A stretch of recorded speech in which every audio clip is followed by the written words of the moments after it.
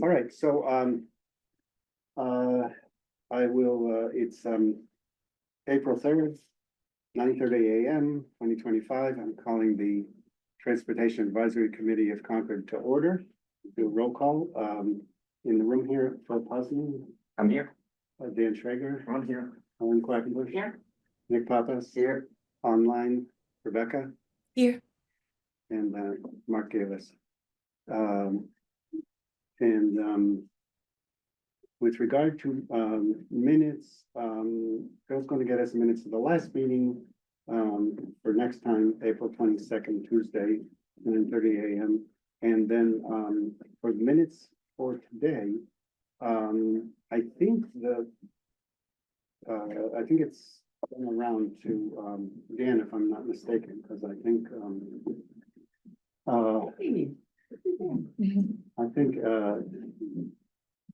anyway, that's my recollection. Would you be able? We're doing it alphabetically? Yeah.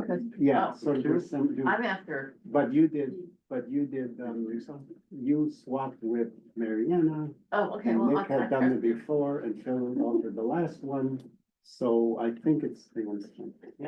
But if they can't do it, we'll find somebody else. I gave him paper.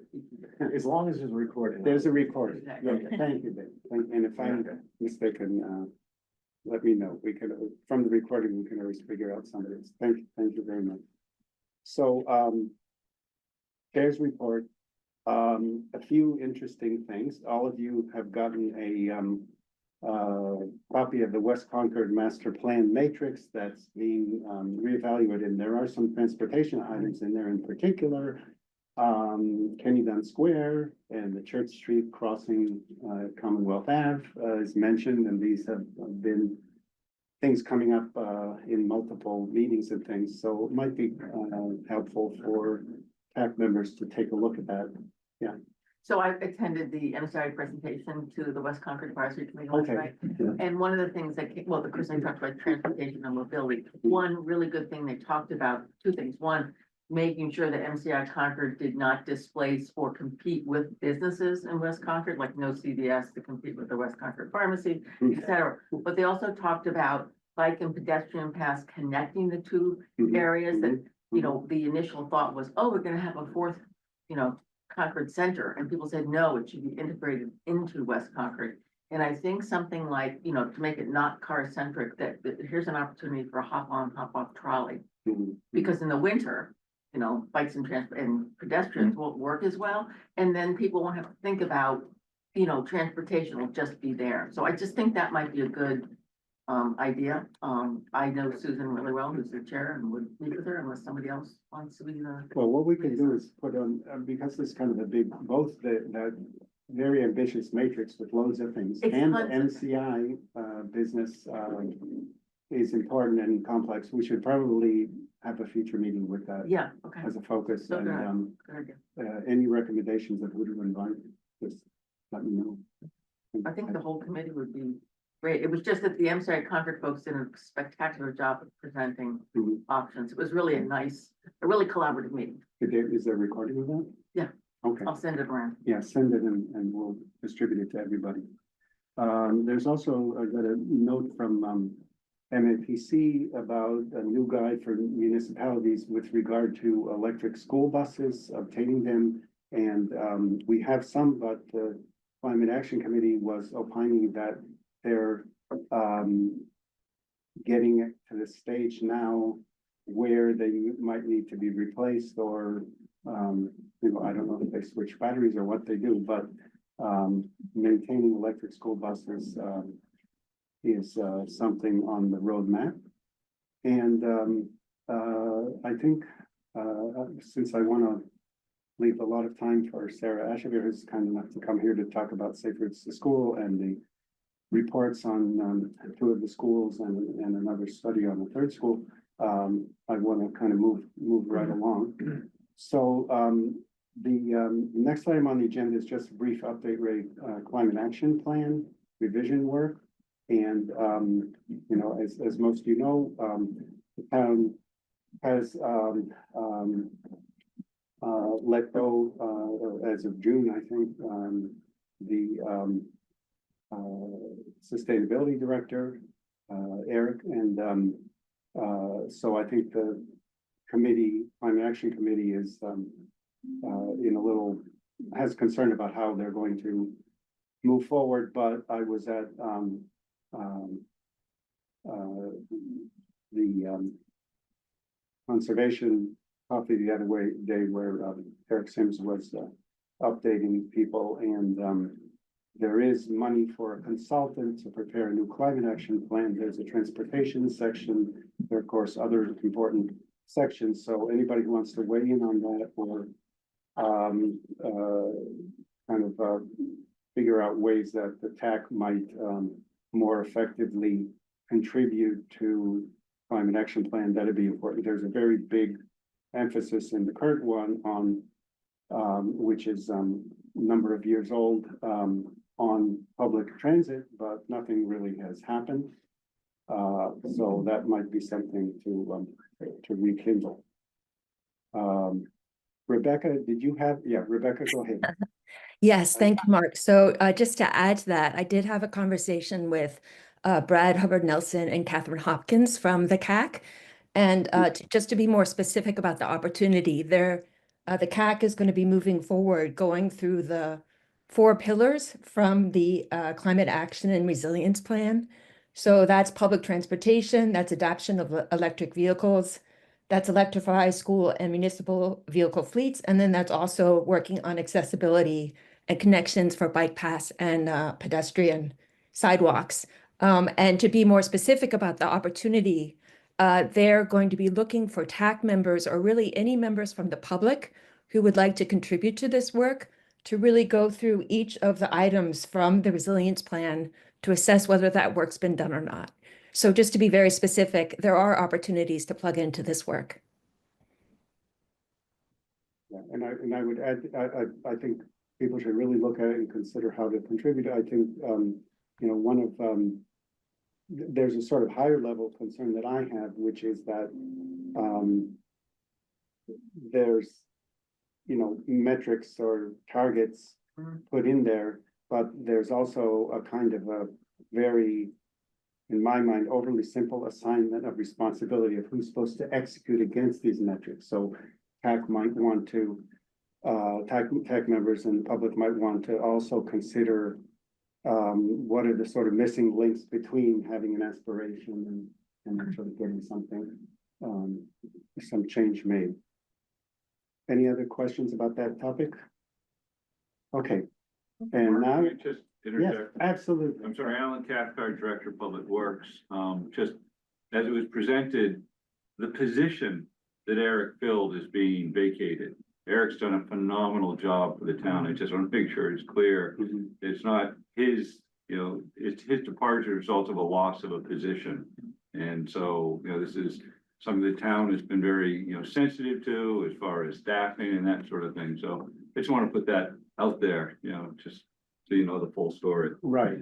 So that, yeah, so this positions have been changed, staffing has changed. Yeah. But in terms of, there's an open question about at least as far as my knowledge, who in staff is going to directly support the climate action plan, and who's also going to, maybe there's an opportunity here for, when there's change, there's opportunity for staff to kind of look at that climate action plan and also note what they're being signed up for and whether it makes sense or not, because just throwing things over the wall, I don't think gets things accomplished. The public doesn't always know how heavy lifting certain things are. All right, so Safe Routes to School presentation and discussion, and with our Safe Routes to School outreach coordinator, Ms. Sarah Asherbeer. Can you, Heather, can we make sure that Sarah can share screen with us? Yep, she should have the ability to do that. Great. Yes. Okay. Well, thank you all for having me. Not sure if I'm supposed to look at Owl or the audience. but yeah, thanks for having me. Thanks for inviting me. I'm Sarah Ashborough. I'm the Safe Routes to School Outreach Coordinator for Metro North Shore of Massachusetts. And then obviously specifically Concord too. You work in the DF Mass DOT or? what do you work? Yeah, the Safe Routes to School program is a program of MassDOT, so in this context represent MassDOT. But the program has also been contracted out to a consultant, so I also just work for them. So yeah, the program in itself is a MassDOT program, so the program has been in existence since 2005. So this is our 20th year being around. So a lot of things have been learned over the years, different things have changed, expanded. And of course, throughout the program, since it is MassDOT funded, it's completely free to all public and charter schools, K through 12. So that includes the 3 elementary schools in Concord, the middle school and the high school and the regional high school. So kind of our goal generally is safety first. At the very end of the day, we just want the students in the Commonwealth to be safe, whether they are taking active transportation, as can be seen on the screen, or if they are taking a bus or a family vehicle, a car, or any other public transit mode. We just want kids to get to school safely. And then our sub goal is trying to get kids and students to use different modes of active transportation and recognizing there are barriers, both infrastructure related and then also non-infrastructure related that we address in our program. So I'll get into that with our 6 E's a little bit later, but overarching goal is to encourage and increase active transportation, both to and from school. And then also an added bonus is if they are doing that in like their free time and, leisurely. So Massachusetts Safe Routes to School program, we have over, I think that number might be a little outdated, but 1,100 partner schools. So schools can sign up on our website to become an official Massachusetts Safe Routes to School partner. What that really is just a Google form saying that they're committed to the goal of Safe Routes to School, encouraging active transportation. And then we also have about 280 alliance partners. Alliance partners are community groups in the in different municipalities that are also behind the goal of safe transportation, students being healthy, and different things about being physically active, kind of the things that all surround our program but aren't necessarily touching the program directly. So examples of alliance partners would be like local YMCAs, Bike to School Concord is an alliance partner, and like climate action groups like Mothers Out Front or the Boys and Girls Club, many different scales, but all kind of partner with us to kind of push the goal forward of like safety and active transportation. So there are a multitude of reasons why schools will come to us and ask for our assistance. These are kind of listed out, some of the top of mind, highest requested. So some will just be like, we have a lot of walkers and bikers at our school and they need basic education because they're, jaywalking, they're not wearing helmets, they're doing, childlike behavior, and we just need like a precedent to be set in the school. So that would be like education. Some schools come to us and say, we have a terrible arrival and dismissal process. The cars are queued up like 3 blocks down. We need a second set of eyes to assist, or the school might have even had either a close call or a student that was hit will come in and then also assess their arrival dismissal process. Some schools are under construction or they're getting like adding a swing space, especially during COVID, and kind of thinking through logistics. So anything also towards the building, we can take a look at the circulation plan that the school has set up and offer feedback. Obviously not a comprehensive list. I didn't hit them all. But we're happy. Yeah, happy. So to I assume that education is parents and students. How about drivers? Yeah, we have, I'll get to that. Okay, thank you. Yes, that is a good point.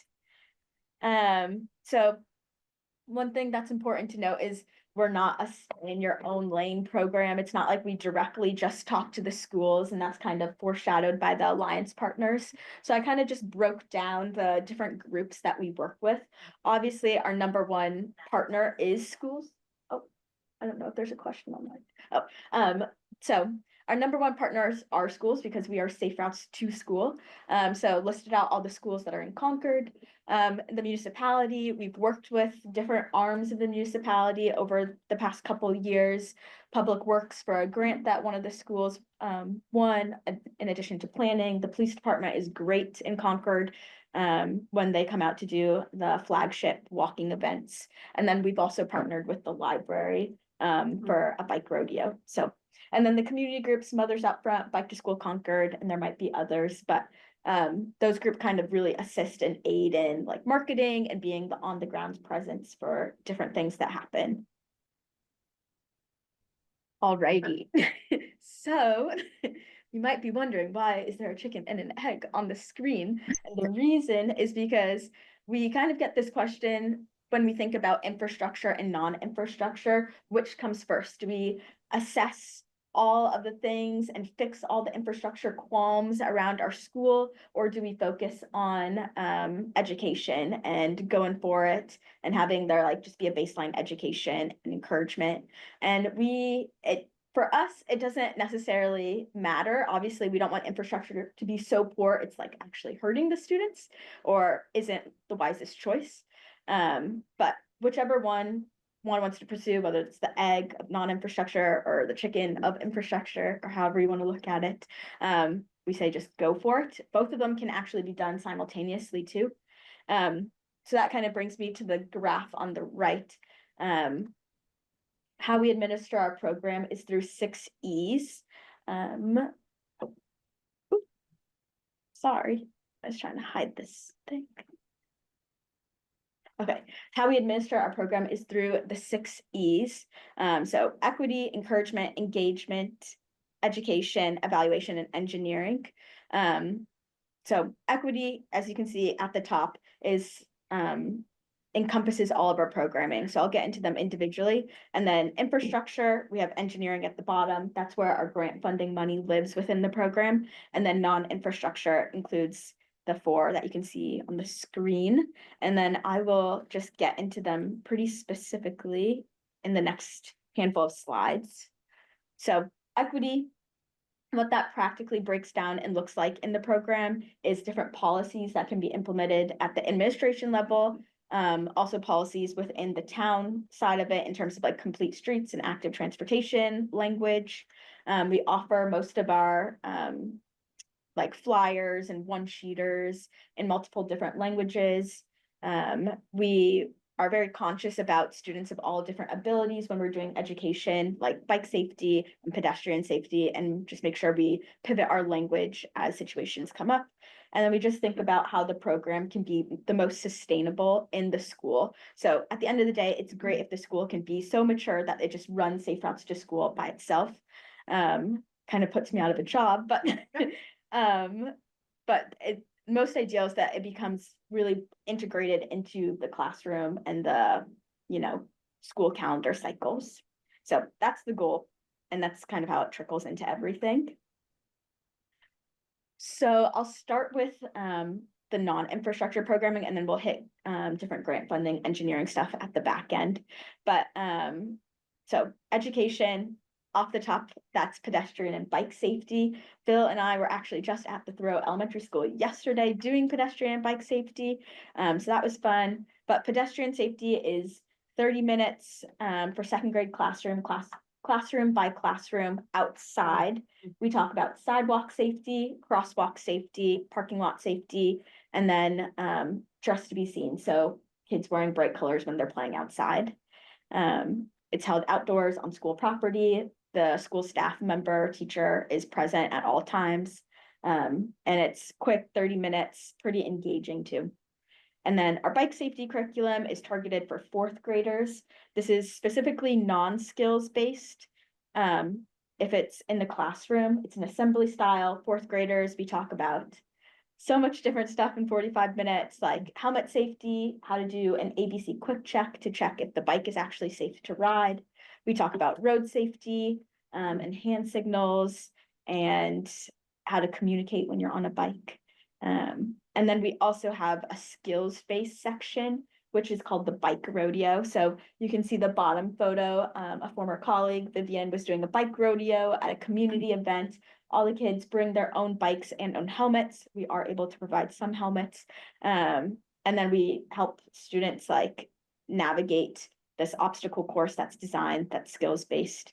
And they practice their hand signals, and we talk about stop signs. We taught them about power pedal position and just the most like efficient ways to bike and how to do that safely. The other half of education is the education that we offer staff members within schools. So we have 10 hours of DESE accredited professional development that any, school staff member would be more than welcome to participate in. So that includes both pedestrian and bike safety. And so, yeah, that would also count for their continuing education credits that they need to continue to be a teacher in Massachusetts. It's also labeled under health and wellness. So throughout this presentation, you'll see some fun yellow stars, and I put some stars on the ones that there's potential for more growth in Concord. So we just did pedestrian safety at the Row, and hopefully going to do that at the other 2 elementary schools, but potential growth is for it to become sustainable, and a school staff member, like a PE teacher or a nurse, is the one that's actually administering it year to year. This is what you were saying about driver education. We have different one-pagers and flyers that we can send to the principals or school staff for them to put into their newsletters. So this one is about driver education, but we also have information about being a bus-friendly driver, being a bike-friendly driver, railroad safety, and school zone safety. So, and one to come later in a couple months. One new one. So that was education. Move on to encouragement. This is the goal of encouragement, is how can we actually just make this fun? How can it not be like pulling teeth for students to participate in safe routes to school activities? And that's like encouraging them and getting them excited about walking and biking to school. So in Concord, specifically within the elementary school, big celebrations around flagship events. Most of the schools participate in all 3, which would be our International Walk to School Day in October, our Winter Walk in February, and our May Massachusetts Walk, Bike, and Roll to School Day. So there'll be some pictures at the end of Concord specific about all the fun adventures they've had. But some other examples of encouragement include creating a walking school bus or bike train, which is a group that walks to school or bikes to school more regularly. Just a park walk and roll, so meeting at a local park, especially if families live far away, they can park there and then students can walk together with a group. Also participating in case studies. We do research about different schools in Massachusetts, and then we publish it on our website so schools have an idea of how other schools are doing this. General communications, that talks about putting stuff in newsletters and flyers. Forming a task force is like one centralized location that Safe Routes to School is discussed within the district. And then we have some high school programming, and then our yard sign contest, which I think Phil brought example yard sign. So very fun. I also know some middle schoolers in Concord submitted to the Concord or to the Safe Routes to School yard sign contest. So one thing that Phil done awesomely, Yeah. is getting publicity in the Bridge, Mm, our yeah. local paper. And one of the things that they did in Thoreau, there was 5th grade teachers that did, basically it was a run around the neighborhood. I think it would be great to publicize for people like me, you don't have kids in school, to cheer people on. Yeah. It's like it's like the marathon. It's Yeah. like the Boston Marathon, cheer, and, so that people really knew, because I think parents know. Mhm. I don't think non-parents really get it, especially distracted drivers don't get it. Yeah. When I have other communities that have a walking school bus and their route, they hand out flyers to the That'd be great. homes that are on the route, and the families are welcome to come out, or whoever's in the house, if they have kids or not kids, and like ring a cowbell or like Oh, I love root that. the Yeah. kids on. So that's like for them every other week. So that's encouragement, engagement, very own Concord Police Department helping out. I think this is at the Willard. Photos courtesy of Bike to School Concord. Engagement also kind of hits at, we are not a stay in your own lane program. We work with different community orgs. We have different resources for crossing guards. Last month was Crossing Guard Appreciation Month, so doing stuff for them. And we have a crossing guard nomination for Crossing Guard of the Year that always opens up in March. We have different materials for communication, and you can also join our Massachusetts Safe Routes to School listserv, where other Safe Routes to School minded folks gather and, you know, can send questions on the listserv, get other perspectives from across the state. Alrighty, evaluation. So within evaluation, this is kind of can be seen as the prep work before one looks at engineering grants in some ways. So I think it was distributed, the Concord elementary schools have had walk audits or community walk and talks done together. Other aspects of our evaluation include our parent guardian travel surveys. So these surveys are focused on making sure that we have like baseline data for students who are walking and biking to school. Families fill it out, it's 2 minutes, and it's able to help give a gauge of how many students are walking and biking to school, and then you do it every 4 years to get a trend line.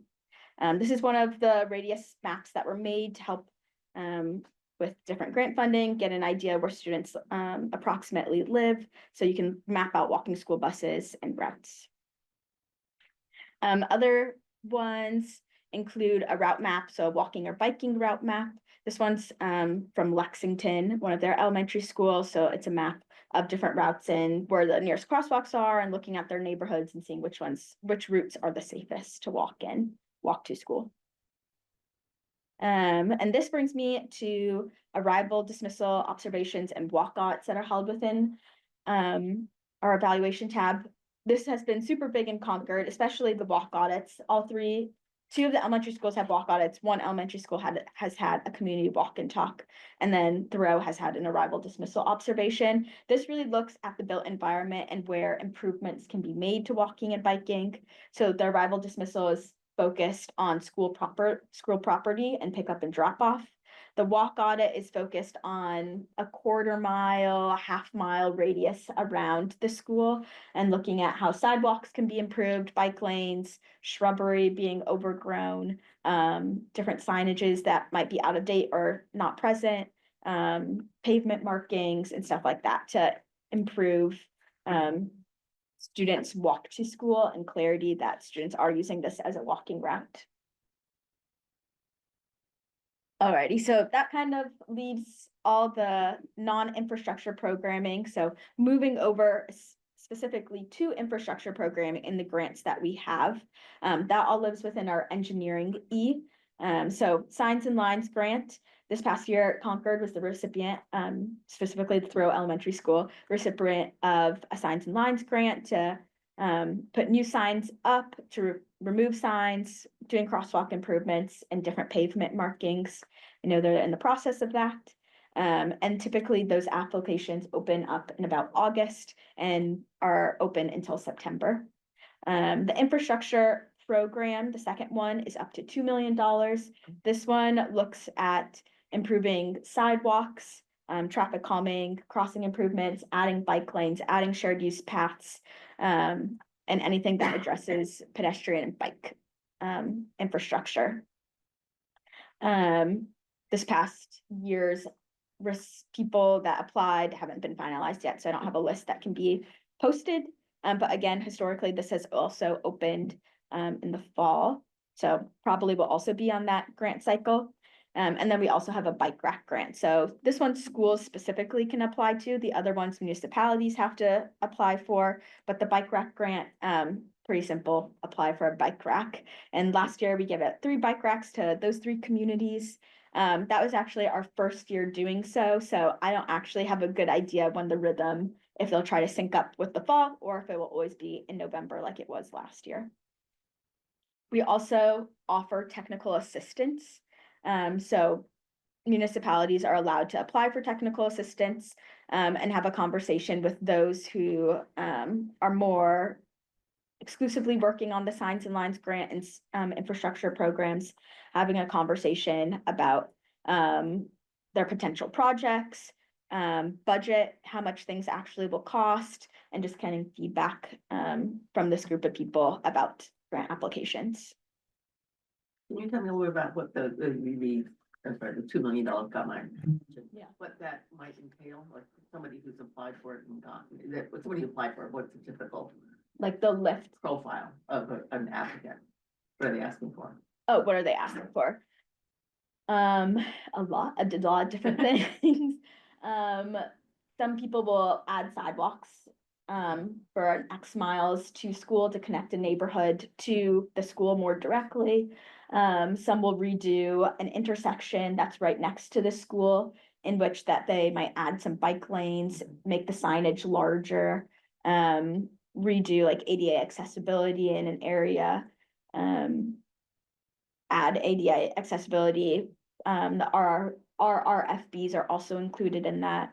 So it's also, I should add, the Signs and Lines grant is up to a half-mile radius of the school. Any improvements can be done in that area. It doesn't exclusively have to be on school property or directly adjacent. Okay. The infrastructure program can be done within a 2-mile radius, so of the school.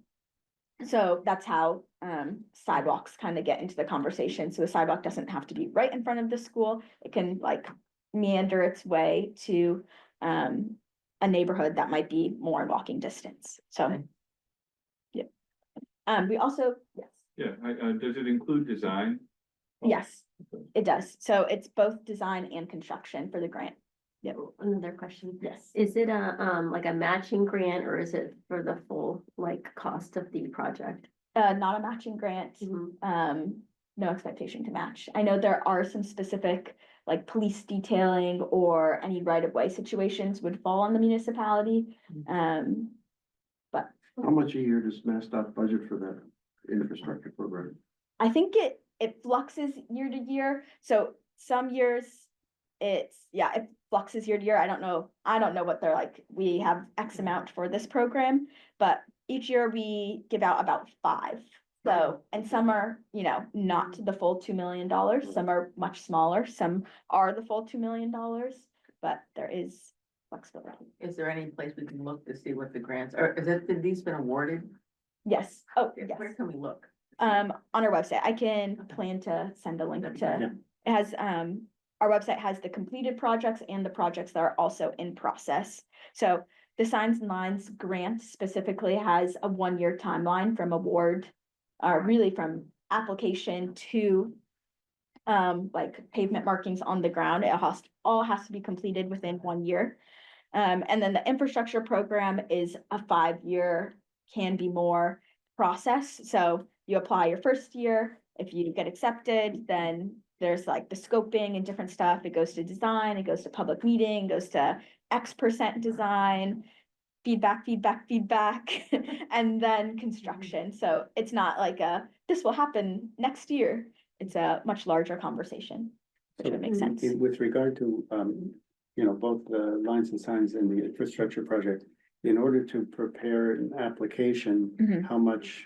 what level of conceptual or design or need needs to be demonstrated? So like infrastructure, you can't just say, we'd like something here, right? You need to, Yeah. in other words, the town would have to do some, Mhm. have a consultant or have somebody do some preliminary evaluation. I guess with the lines and signs, Mhm. say if it's a school program, does some of that. Mhm. And you know what I'm trying to say is Yeah. and I'm just thinking about funding at different stages to Yeah, connect all the dots. right. So, how elaborate do these applications have to be to actually get granted? Yeah. So I'll address that for both of them because they're a bit different. Mhm. The Signs and Lines grant, no consulting needed. Honestly, I know with the different reports that Concord has done, there's a lot of suggestions that are already in there based on findings that can be added pretty directly into an application. So it really isn't meant to be a heavy lift, the Signs and Lines. It's an Excel sheet document. not too long, and just really asks like, what types of things would you be interested in? So different signs that are posted or pavement markings that are down. The infrastructure program, we also don't require a municipality to get a consultant funding. Most of them don't get consultants Mhm. unless they already have a plan in place. But actually the infrastructure is more so looked at, it's more ideal for MassDOT to get a project that is more so like, we have this problem, we don't know necessarily how to fix it, we have some ideas, so much more conversational than like, this is our design, this is what we would like. Can we please have X million dollars? It's more so of a conversation, especially since this is a 5-year working together process and things will change and adapt, and there are different like requirements that come because this is specifically federal money. So there are different levels of situations that have to be addressed versus federal and state money, different things that, yeah, have to get Just- cleared. I jumped to your website, there've been 47 of them completed. Yep, Ah, yeah, Wow. lots, several years. Across the state too, so. So on the lines and signs though, there's the half-mile radius. And I've heard talk about intersections and things. Does it also include on, where does it stop at the boundary of the school property, or it includes school parking lots and driveways and things like that, or not? Where are people actually dropping off? Yeah, And buses coming and things like that? Is there a boundary there for the lines and signs? thinking about the projects that we've done before, most of them are adjacent to school property. Mhm. I don't know if we've necessarily put anything up in a parking lot, but we like within a school parking lot, but I don't see why not, but I would want to double check before I say that. But it's usually around like intersections, putting up new stop signs, or maybe there's not a stop sign and adding one, a crosswalk sign, repainting like a crosswalk that's in the area of the school, or putting a new one in. Or adding like thatched lines that say like no parking. So it's very much so, most of them are pretty close to the school, our norm isn't to go far out. Where the traffic concentrates. sort of Right. thing. And if, I don't really need to answer right now, but, if associated things like they put a sidewalk, to put a crosswalk in, it needs to have serious modifications to be ADA compliant, it needs to have a utility pole moved, there's some drainage stuff there, et cetera. Is that on the town's dollar, or how? Yeah, What are sort of the boundaries of Yeah. what can be done? Lines and signs means one thing to me, yeah, but actually putting in a new sidewalk, a new crosswalk in a Mhm. really good way goes beyond lines and signs, right? Yeah. It goes beyond pavement yeah, marking. $10,000 will use quickly. Yeah, But is there a limitation of this 10,000, what it covers and what it doesn't cover to actually complete something? Yeah. Do you know what I mean? yes, I know what you're asking. I don't know if I have a good answer, because I know for infrastructure, there are very specific things that the municipality would be responsible for, Okay. but the signs and lines, I know less so Okay, about that. Okay, But so I there's can some follow kind of sharing of responsibility, probably. Yeah. Okay. So just as a quickie, Mark, I have a follow-up presentation to this. Yeah. And it just includes a reference to the grant that was made for the Thoreau School. So I can at least provide you with what actually happened Okay, at so we'll Thoreau do as that a, after this. as a follow-up. Great. Okay. Sounds great. A couple of questions on. Oh, wow, okay, yes. Betsy, can you, well, actually, go ahead, Betsy, just don't make it brief though, please. Sure. Yeah, I saw some hands up, so that's why I raised my hand. Uh, Anyways, I just saw Rebecca's hand up for a while. That's all. Oh, Okay, Rebecca, sorry, yeah, I should have asked you first, you're on the tech. Yeah, that's fine. I just want to say that to Sarah, thank you so much for your efforts. I love just absolutely everything about this program. So I'm just so excited and happy to hear about the progress. You touched on the federal implications briefly, but are there any additional insights you can give about how the federal changes are likely to affect this program and the funding streams? mhm. That is a question I have also wondered. Mhm. I I don't know if I have a good answer for you. But that is something I should make a list of follow-up questions. Federal funding, signs and lines. And maybe if you find out, some of us would love to hear it. Oh yeah, I'll follow up. Federal Great. funding, Thank you. signs and lines, municipalities. It's a good question. Betsy, did you have a question? Go ahead, Now Betsy.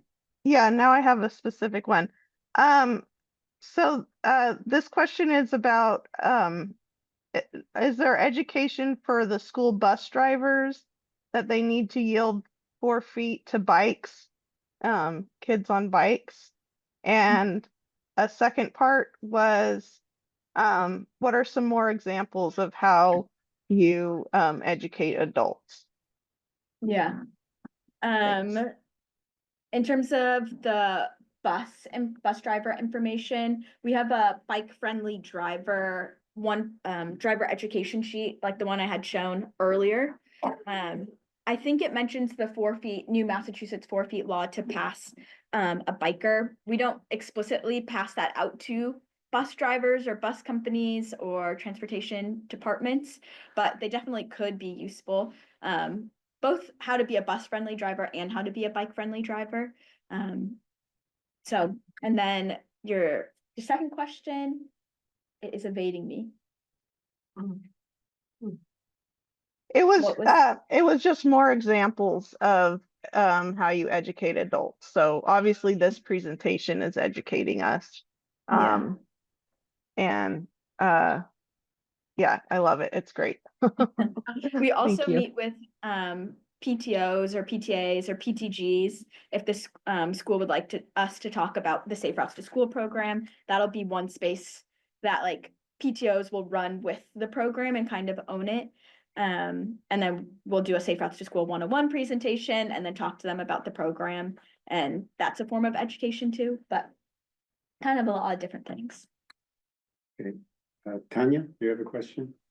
Um, Identify yourself. yeah, well, no, Tanya gave us 62 Prescott Road, but no, I was just wondering if the presentation is finished and you're taking questions, or should we, I would rather, you know, if the presentation is continuing, I would rather make my comments and questions at the end of the presentation. Otherwise, I'll make them now.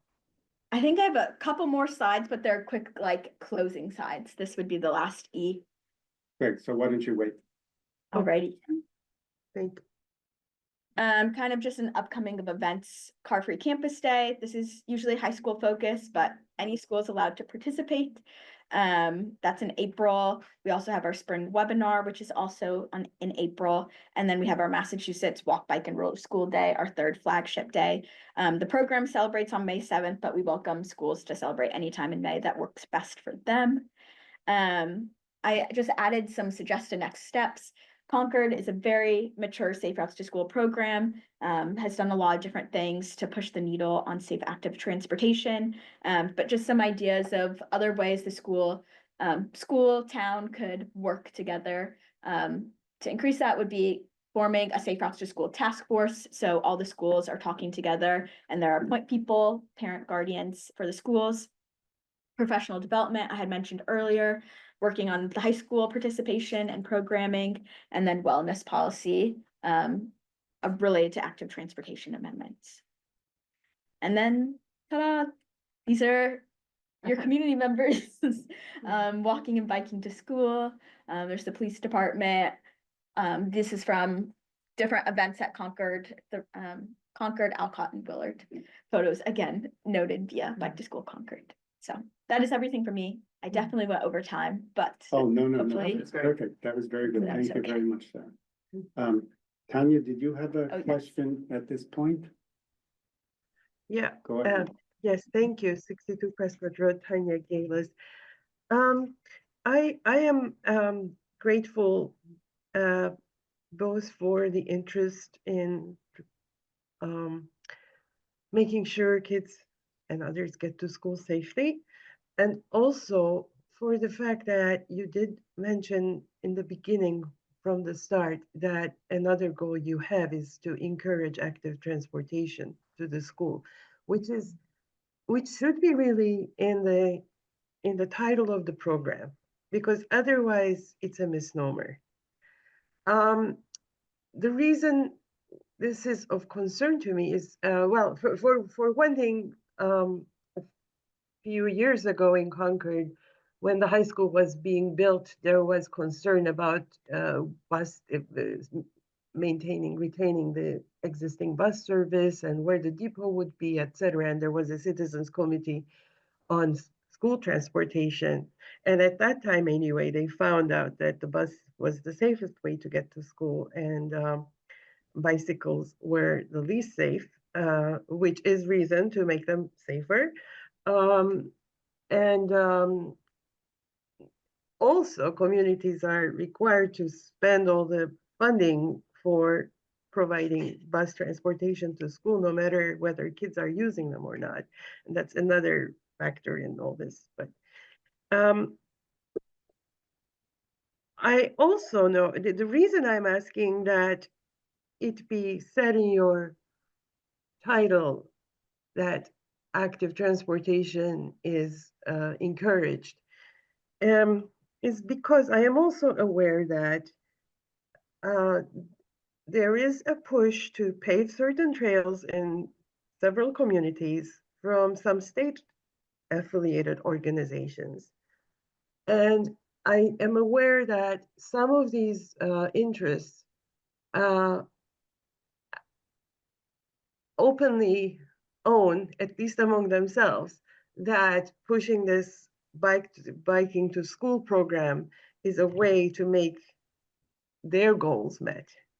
And that's sort of an undercurrent agenda, and that bothers me a lot. Okay. So Tanya, thank Tanya, that, I think you could, if you stay till the end, there's more public comment time, but I need to. Oh, move on. I'm sorry. I thought you were taking public comment. I'm sorry. I Well, apologize. No, I'm just. I'm on the- not. on the I'm very topic sorry. right now. Yeah. What? No, I Just- thought you were taking, sorry. No, I appreciate the comment about the active transportation being upfront. Thank you. Okay, one other thing while we're here on this, and we can talk some more too. As far as I'm concerned, we're doing fine with time. Phil sent a brief presentation, which, let's see if I can pull up and share screen. This gets a little tricky. Hold on a second. Heather has it too, so. Does Heather? Yep, I Heather, have are it. you- Okay, can you put it up and on the screen for us? That would be great. That would save me the trouble. I appreciate it. Heather, can you hear me? Yes, I'll just say next screen when I want you to move to the next slide. okay. So Phil's presentation, I looked at it briefly, and it's partly about Safe Routes to School, but it also has some important announcements about bicycle events and bicycle safety events. So I think it's appropriate to show it at this meeting. All right, I don't think the right screen is sharing. No, That's definitely wrong. That's my turn. That's my contact sheet. No.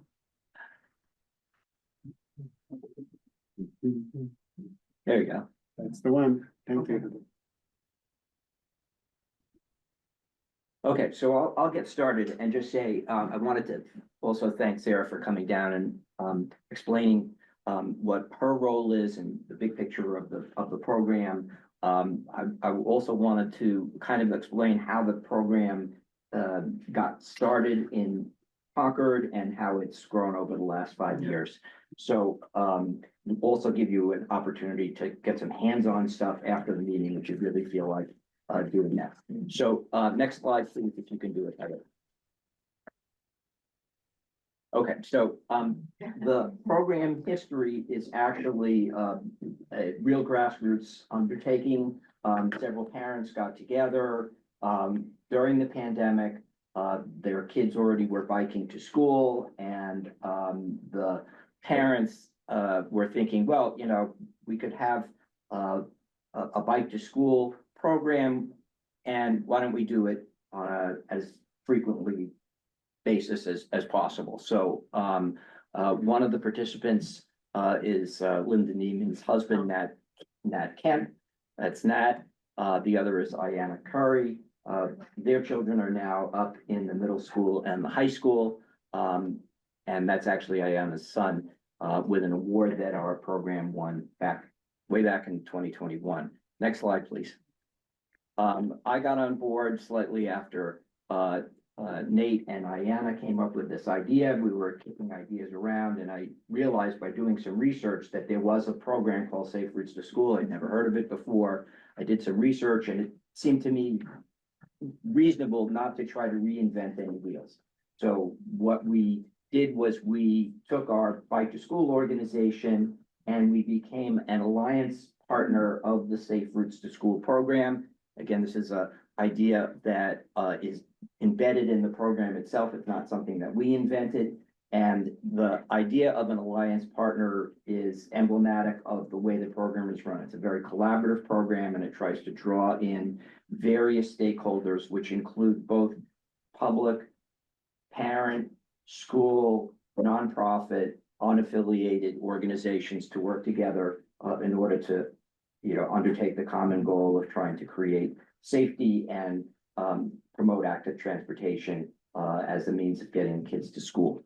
All of the primary schools were, involved with the program by 2020. That's when we got started with Bike to School Days. Those, events were done as a collaboration among the Bike to School Concord, group, the Concord Police Department, and each public school. So there was good communication. People had expectations set. We started, creating the routes and the events. Kids had a lot of fun. Parents had a lot of fun starting in 2020. A few years after that, the public library joined us to run a bike rodeo. The police department is now a formal member.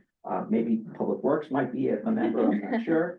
But, the idea is to bring as many organizations that, are involved with, road safety together in a collaboration to promote the events and the ideas of this much larger program. As I said, we currently have had Bike to School Days on a continuous basis since the fall of 2000. We also run bike rodeos, and I have some hands-on stuff about what that is, but, MassDOT has put together a bike rodeo curricula, which is intended to promote, bike safety skills, which include not only bike riding itself, but also proper use of hand signals, understanding the rules of the road, understanding signage, and understanding how to maintain, being safe on the road. In addition, we've conducted the, arrival and dismissal audits, the walk audits that Sarah mentioned. We've started with winter walk to school days. So that's sort of the pedestrian side of the Safe Routes to School program. That's occurred, in collaboration with the public library, both for the Thoreau School and the Alcott School now. And we started with school safety talks, which Sarah and I, participated in yesterday, and mostly I just listened, and Sarah did a great job. And the culmination of all of these various activities resulted in the grant that we were talking about before. One of the things that I think is important to recognize about the grant that was awarded was that it was also a collaborative exercise. So not only was the school involved, but Public Works was involved. The planning department was involved. Elizabeth Hughes was a key player in making sure that the actual drafting of the grant was created and submitted. And Elizabeth's a great grant writer, so it really helped. Next slide, please.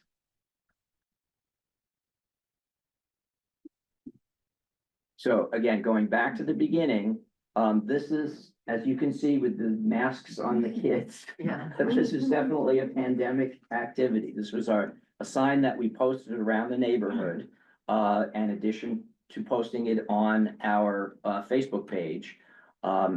The idea of this was to bring people together at Cousins Field to do a bike rodeo. And that bike rodeo, again, collaboration. It was the police department, the bike to school people, other parent volunteers.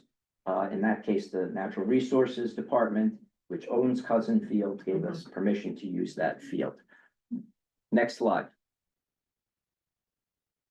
So, one of the things that really came to light fairly quickly with regard to this whole idea was that not only is this a road safety program and an engineering program, but it has a sustainability aspect to it. And in fact, at the state level, there is a collaboration between MassDOT and the Department of Environmental Protection to try to promote active transportation as a way of achieving the state's greenhouse gas emission reduction goals. So this slide is representative of the kinds of activities that people regularly undertake to get their kids back and forth to school versus using active transportation. Okay, and you can get a sense of what the carbon impacts are. I don't For the see, center I don't see an column- electric bus there. For the center column, those numbers would be a lot better if it were per passenger mile. Yeah, Right, probably exactly. would. Yeah. I, no doubt, this was a quickly put together slide. So next slide, please. So you can get an idea of how we promote this kind of thing. This is for this year's event. Each school has a separate template. What I do is I take the state's template, I add some language using Adobe to make it a little bit more personalized for each school. And then this material is publicized on the Bike to School website. It's also distributed through each parent teacher group. And typically each school has a blast that they send to all the parents with activities that are coming up. So this type of graphic is blasted out a month before and a couple of weeks before through the school's own facilities as well as the PTGs. So do you have, I mean, one thing I would love, being a neighbor of Thoreau, would be if there was a way to send this to everyone within a certain geography. So So that people beyond parents were able to, you know, encourage. I think that's an excellent idea, and maybe what we can do, taking it offline, is we'll collaborate and figure out how to do it. Cause I'm not sure what the best medium might be for that, or media might be for that, Well, but there's a- yeah, it's that- pretty simple One, yeah. in terms of it's a PDF. We can- Yeah, just only that I know as a resident, I would love to be on the Yeah. sideline with a cowbell. And I think that would really, I think the kids would really enjoy Really? it, and since we have defined routes, it's So this definitely a is- feasible kind of Yeah, thing. this is done with the turkey trot, which you may or may not know, Thoreau. Let's, So Okay, next, it's I fine. was gonna say, that following on what Ellen's saying, alerting the public in general and people who are driving to the area that there's gonna be a Absolutely. concentration of cyclists or Yeah. other. Just as the road public works announces these things like Concord Center yesterday. you've heard, Yeah, it might, just Seriously, a I heads mean, up. there's a process for doing it. Yeah. Yeah, You get yeah. it So, on the pipeline. it's, I think, important for me to understand this so I can communicate with their channels too. Yeah, Because the more collaboration we have on this stuff, I think the better we're able to communicate the information. Okay, next slide, please. And you can see there, these are some of the same pictures. That's Ron Holsinger, who's the school safety officer, leading the parade of school children at the Willard School. I guess this must have still been during the pandemic because they're wearing masks. Yeah, I noted telecommuting. I don't think anybody really wants to telecommute Yeah. to school anymore. Got it. And you can see, that's one of the parents in the background, a couple of the teachers. One of the teachers is holding the card. I'll show you that in a second. And then, the third picture is the bike rodeo that took place at, the field down the block from the Thoreau School a few years ago. Okay, next slide, please. So one of the other things about this program is it has been accused of being only about swag for the children. It's Oh. not really only about swag, but it is fun. The idea is that the children are encouraged. It's, something that, we think provides some level of excitement and interest and, Right. a desire to participate. There's maybe a subtext to this, which is it's trying to provide information to the parents as well with regard to the mission of the program, which is, school safety and promoting active transportation as a means of getting from home to school. The other thing I'll mention is, Kristen is in the picture in the upper right-hand corner. That was from our, Bike to School Day, for Thoreau School. The town has some significant challenges with regard to each of its primary school districts, which each of the schools have homes which are on either side of Route 2.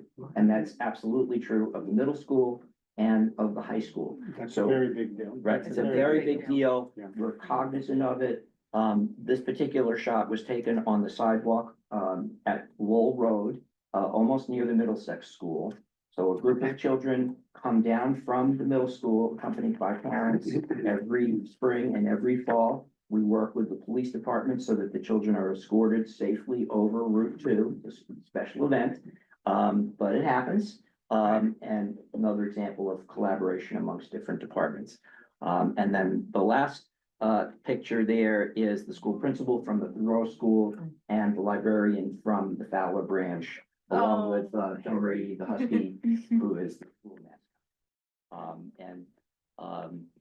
Justin Sparks, the principal, has been a very big proponent of Safe Routes, in part because he was a principal in Fitchburg prior to this.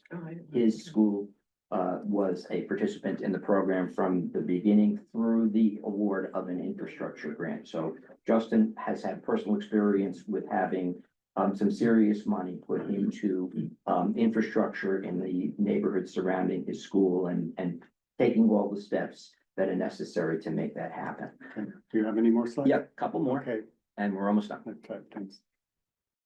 Next slide, please. That was yesterday's pedestrian safety class. An idea? Mhm. Okay, we're all out on the street. Next slide, please.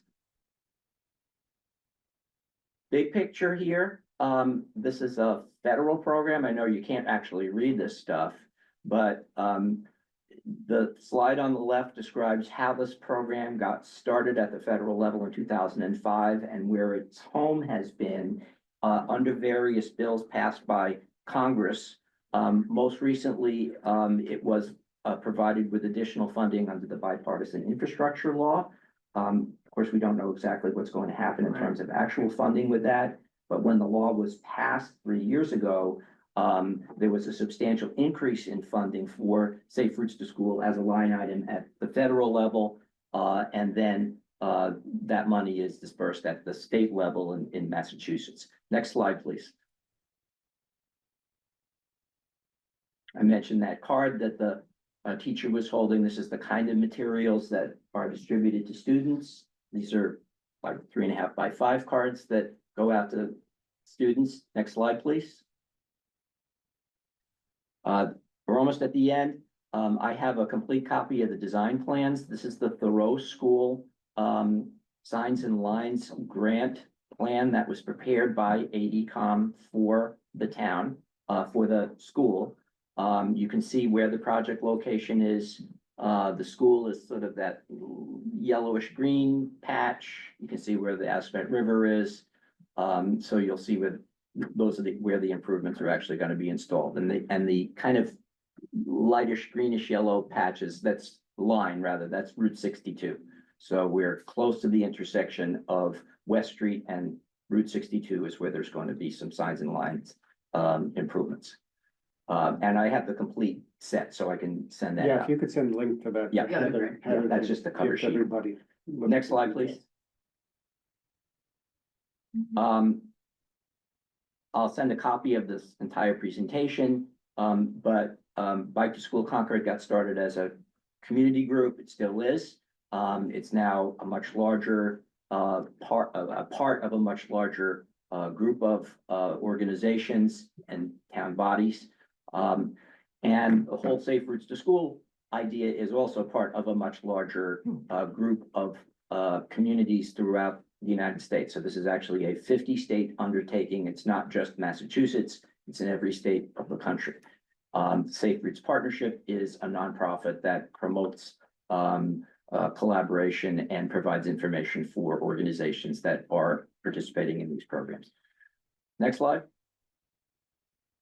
And that's our Facebook page. So for those of you who are online or listening to this later on, go to the Facebook page and you can get an idea of what we've done over time. I've tried to document it through photographs and other types of materials so people can have a history of how this program got started, how we've run it. And I think it's been pretty successful. So Thank you.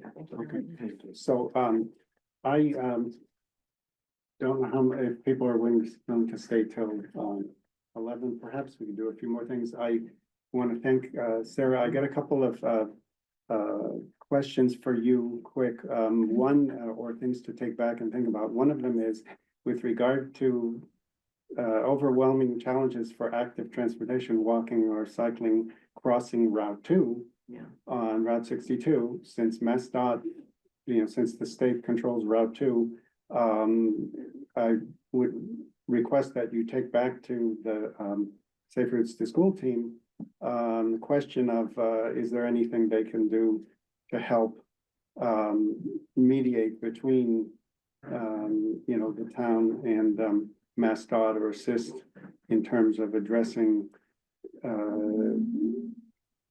pedestrian and bicycle crossing of Route 2, especially when it actually cuts through school district, school. everyone. Yeah, All right. schools. So this is just something to kind of highlight and ask questions and pursue going forward. And another thing I want to mention is that with regard, I noticed traffic, slowing traffic is a super important thing, slowing motor vehicles. Yeah. We've got these SUVs with flat fronts that are much more dangerous than an older style of car that knocks you up onto a hood that just throws you off the road. So slowing vehicles is very important. And with infrastructure, there have been various reasons stated why speed bumps, even though they're used in many other communities, are not haven't been implemented anywhere in Concord. But I think with regard to regions around schools where there's a density of children converging, crossing on foot or on bicycle, that we ought to put everything on the table, and we could use assistance in that. So addressing concerns about that is one thing. And the second thing is it's early in the 2-year legislative cycle at the State House, but there is actually a bill that would, in one way, shape, or form, authorize communities to implement automatic enforcement. And I myself feel that especially in school zones, there should be the opportunity for towns to implement automatic enforcement, because the police are spread too thin. And we need to use every tool possible to slow vehicles in these dangerous areas. So if you could take those back to People. So real quick, does anyone else on back have questions? We can I follow just up later. want to amplify for Sarah. The first point that Mark made about Route 2, the issue which he didn't mention is part of MassDOT seems to be pushing for more traffic and wider Route 2, at least at all of the intersections. Faster, yeah. Which is a specific MassDOT issue versus the safe. That's the issue we'd like addressed within MassDOT, which is that we have community needs that aren't just pushing traffic as fast as possible along Route 2. Okay, all right, I would, Sarah, are you able to stick think- around a little bit longer? Yeah. You might hear some other interesting things, then I will take public comments after the next agenda item. And at the end, and any public comments on anything are certainly welcome. So the next topic, and we can make it very short, not to extend things too long. I think it would be very helpful if TAC at our next meeting on the 22nd, could, find a way to write a letter of support to put into the town meeting, explanation document that's being created to support the debt, authorization for $27.5 million, Article 8. Because, doing any of the safety improvements, that, we're talking about can certainly be enhanced or may actually require the town to have ready funding in order to do things in an expeditious way. So what I would like to just very quickly among TAC members is ask TAC members, what information would you need in order to feel comfortable voting on a letter of support for Article 8? And number two, what do you think that letter should contain? So very briefly, I'd just like to go around and see what people think. Nick? Do you have Well, I a think- comment? Yeah, I think this, I know I've said in the past, the road maintenance aspect of this is really a benefit, a safety benefit, I think, for cyclists in particular, because I've witnessed some nasty accidents where cyclists hit potholes near the side of the road. And I think that it's important for us, for all forms of transportation, to support the funding mechanism. I think it's fundamental to what we're doing in transportation is to start with safe roads. Okay. And do you need more information? No, I'm comfortable with what I know. Okay. Ellen? Yeah, I agree. I think this is essential, and I think what I would love to get is some statement or some, even if it's gonna be a guesstimate of like, if we delay it. Or I've heard people say, why can't it be half? Or people say, is my road gonna be covered? Sort of like, really kind of like, what would happen if we cut this and delayed it 5 years? How much more would it cost, even if it's, you know, a guesstimate? And then if you looked at the whole kind of panoply of roads that need repair, some sense of what are the characteristics of what we're going after, so people understand. Okay, there was a. If it's there already, I'll just, you know. It's there Yeah, already. there's If you could look at the presentation of the FinCom, the Public Okay, Works FinCom made, will do. it's Yeah, all look included that up. That would in be great great. detail. Okay, I mean, I'm ready to support whatever, Okay. I'm a strong supporter. What did you? I agree with, Ellen's comment, and, I think that, I'm very encouraged that the Public Works made it very clear that, road safety improvements are a part of this and are Yeah. baked into it. Mhm. So I'm absolutely in support of that. Dan? Yeah, I think that it goes hand in hand, financial aspects of it, where it's in the long run, a lot less expensive to keep things at a higher PCI. And the critical needs in terms of just the safety aspects of it. Okay, and Rebecca? So I had a very helpful, much appreciated conversation with Alan, and I understand this article much better now. It's not that I need further information anymore. I understand that the information I would have liked to see more specific about the safety investments and specifically in the article to reassure people that safety is really going to be addressed in this is not going to be available. But I think even with that, this is an opportunity to move things forward. And so the wording of the letter, I think, is going to be critically important as well. But I don't need more information at this time. And thank you to Alan. Thank you, Rebecca. And so I think then I should set aside a good amount of time at next TAC meeting to draft a letter. And certainly in the letter, TAC can express strongly that we want safety improvements to be emphasized in the use of the funds and the application, et cetera. Okay, Question? Yes, go ahead. Could you send a draft around? If you I are- didn't volunteer to write a draft, but Okay, I'll work with you on a draft, do you want to? Well, or do Nick, do you? Yeah, I'll take a shot at something. I'll Okay, send it all to right. you and you can decide whether you want to send it around or not. It'd be really great, I think, if we had okay, a draft to share. yeah, if Nick, if Or I'll you, send it around. well, Yeah, please. Nick, why don't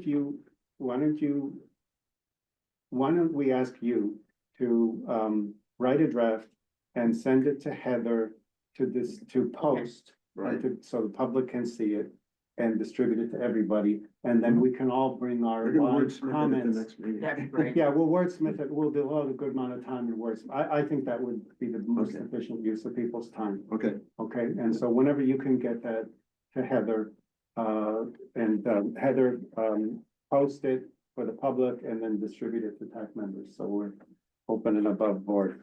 Okay, so, we don't have a liaison here, I don't believe, so I'm gonna go to public comment. I see Janet Miller, I recognize Janet Miller.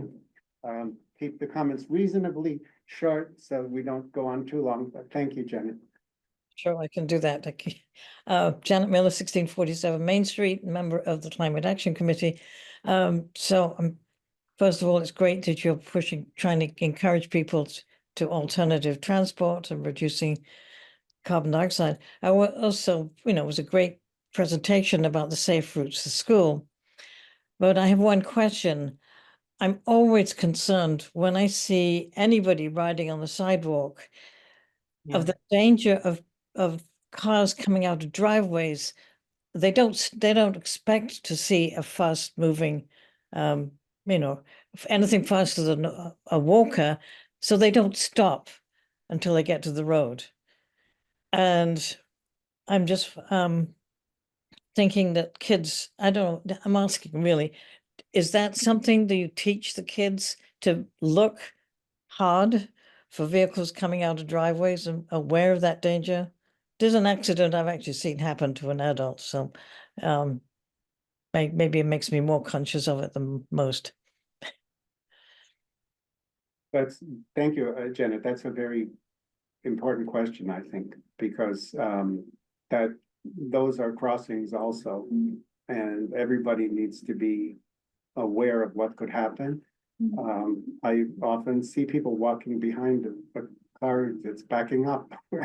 I don't know if you can't 100% trust the backup lights to tell you what the intention of the driver is, but kids should know that what backup lights are, because sometimes it tells you something.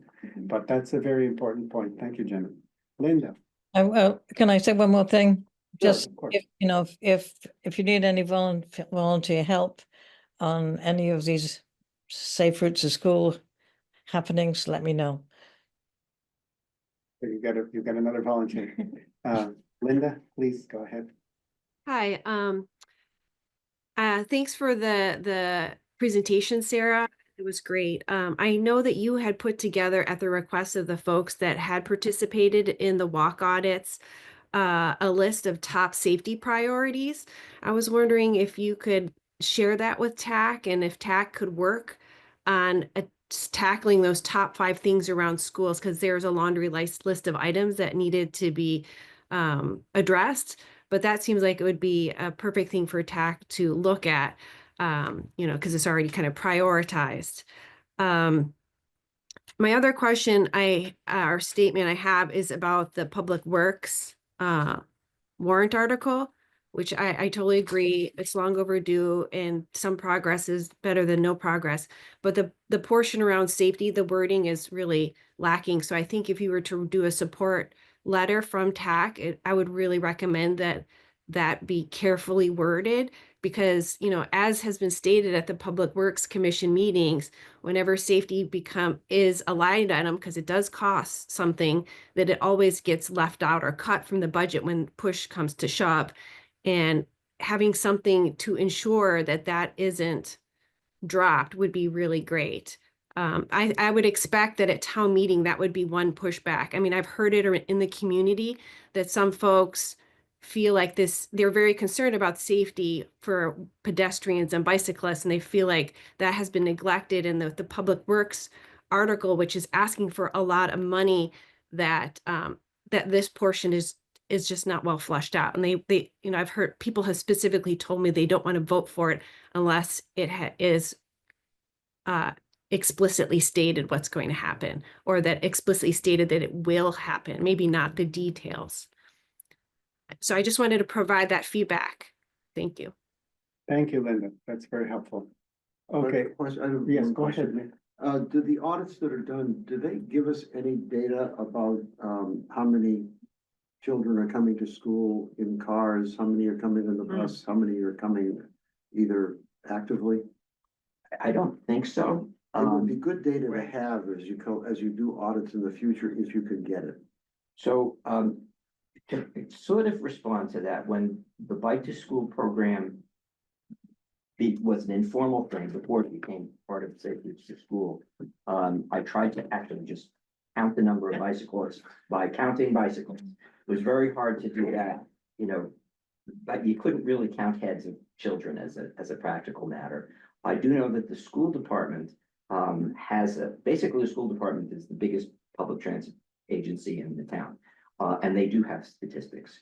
So that information is available on a historic basis from that group. I think we have an opportunity to at least get started with that with actual data immediately. We also, part of the Safe Routes to School program, have the family travel surveys that I mentioned that can be done every 3 to 4 years. So that could be administered Great. at the schools. I Get mean, that having data. something that's before and after Yeah, would be excellent, would be really great. Yeah. The second one makes sense. Okay, Betsy, did you have a comment? Thank you. I just wanted to quickly make a public comment about Rebecca had mentioned that are specific things in the sustainability plan with CAC that have to do with transportation that TAC could be working on. And I was just curious if you plan to, assign those to people on your committee, and how you plan to do that. Because I know TAC you guys have been doing a lot of work on transportation, and I would hate to see that, not get fully fleshed out. Yeah. Okay, just, Thank you. So thanks, Betsy. Yeah, the CAC revision update of the climate action plan is supposed to take place over quite a few months, and then eventually they'll get a consultant to pull it together. So there's time for TAC to certainly to do more on that, and we can look at sort of what our vision and what we see, how it compares with what's in that plan, so we can help make that a document, help update it and make it better. Tanya, if you're still on there, I cut you short before. Do you have anything further that you wanted to say briefly? No, thank you. You didn't cut me short, and I apologize again for not realizing that it wasn't public comment time at the time. No, Thank you. I like to run a friendly show, so within certain boundaries. Laura, you have a comment? Yes, We're not at 11 yet, so we're doing great. Thank you so much, Sarah and Phil. I know how much time you have all put into this, and it was great to hear you both speak today. And I just want to say it's such a great community building thing because it brings so many people together.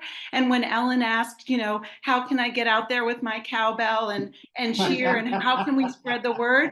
I think this is a chance for us to get this out into the Concord Bridge. We're having this Concord Family Bike Festival again with bike rodeo components in May. And so hopefully before those Safe Routes to School spring walks take place, we can make sure the bridge is letting people know that you guys are working so hard. And I just want to say thank you so much. Okay, yeah, go ahead. So Tanya. I will repeat what I said before, that it would be nice if the Safe Route to Schools program, both in town and nationwide, included their interest in promoting active transportation, their climate change concerns, so that the discussion is open to all factors from the get-go for everyone to contribute. And that would be really helpful. Thanks. Okay. Mark, did I very have much. something? You can answer me. Oh, yes, Alan.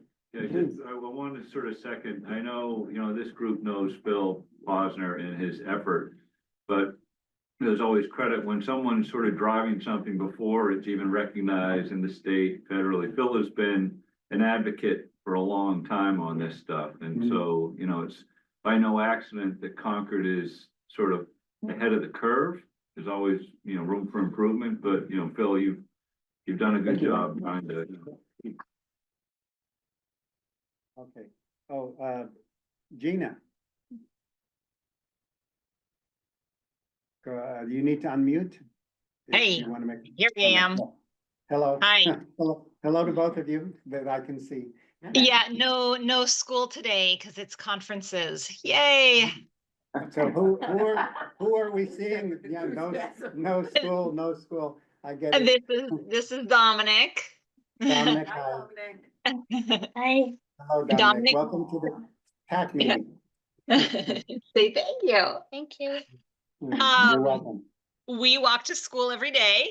And we are very happy to see Sarah from Safe Routes to School. And I just wanted to say that I know you guys have done a lot and are trying to do a lot. And I think we have a great opportunity here with the communication that's going and you know, Safe Routes to School, TAC, Mothers Out Front, all the work that has been put into, you know, all the various non-car related events.